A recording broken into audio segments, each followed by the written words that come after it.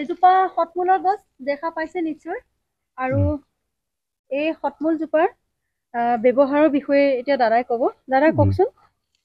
এইটো আপোনাৰ যদি ধাতু বেমাৰ হয় 1 নম্বৰ হয় ইয়াক আপুনি হিপা খানক হিপা মানে খুব বেছি 6 ইঞ্চি কিন্তু ইয়াৰ 12 ফুটলৈকে লেং হ'ব হিপাটাৰ যাতে 6 ইঞ্চি খানক 6 ইঞ্চি লৈ আপুনি গৰু গাখীৰ বা ছাগলী গাখীৰ এপুৱা লগত যদি ধাতু বেমাৰ আছে সেইটো নিৰাময় হ'ব 3 দিন খুব ধাতু বেমাৰ মহিলা হওক পুৰুষ হওক যিটো ধাতু যায় সেইটো কাৰণে আৰু যদি আপোনাৰ গেষ্ট্ৰিক আছে গেষ্ট্ৰিকৰ কাৰণে আপুনি ইয়াক এৰা হিপা লওক গাখীৰ লওক আৰু তাল মিচিৰি লওক তাৰ পগাই আপুনি খুব গেষ্ট্ৰিক নিৰ্মূল হ'ব এই হতমূল জোপাই আৰু বহুত আছে ধৰক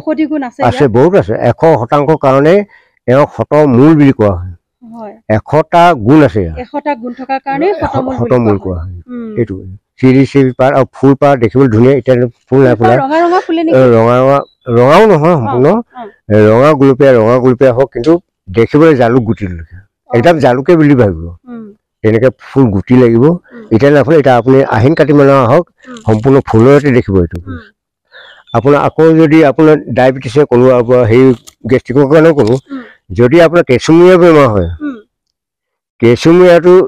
ইয়াৰ হালধি দিব লাগিব দেই এইটো খানি পিনি ইয়াৰ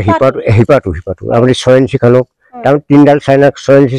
12ডাল হিপা লওক তাৰমানে 6 দিনৰ কাৰণে 6ডাল হিপা লওক 6 দিনৰ কাৰণে গাখীৰ লওক তাল মিচিৰি লওক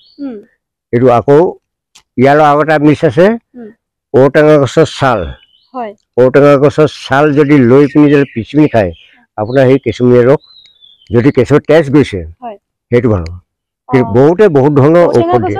আৰু ইয়াৰ হিপা আৰু গাখীৰ আৰু তাল মিচিৰি আৰু হিপা ডাল লোৱাৰ এটা জোখ আছে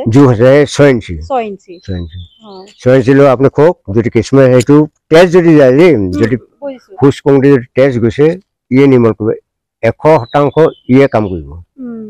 কোনো মেডিকেল যাব নালাগে হতমূল ইমান বহল হ'ব ইমান দীঘল হ'ব এইবিলাক কৌপাতৰ গছ বুলি কয় এইবিলাক একদম প্লাষ্টিকৰ নিচিনা এয়া শুনিছেনে শব্দ শুনিছে প্লাষ্টিকৰ নিচিনা আৰু ইয়াতে নিমখ বান্ধে শদিয়াৰ মানুহে কৌপাতত নিমখ বান্ধে আগৰ দিনৰ মানুহে সদায় কৌপাততে নিমখ বান্ধি পিনি দোকানী হওক কিয় বেপাৰ বাণিজ্য কৰিবলৈ কৌপাত ব্যৱহাৰ কৰিছে সেইকাৰণে ইয়াৰ নাম হ'ল কৌপাত ই নেভাঙে নিচিনা আৰু নিমখ বেয়া নহয় গলি পচি নাযায় সেইকাৰণে এই বস্তুটো লাগতিয়াল বস্তু কৌপাতটো ঠিকে আছে কলপাতৰ আপুনি কলপাত ফাটি যাব ই নাফাটে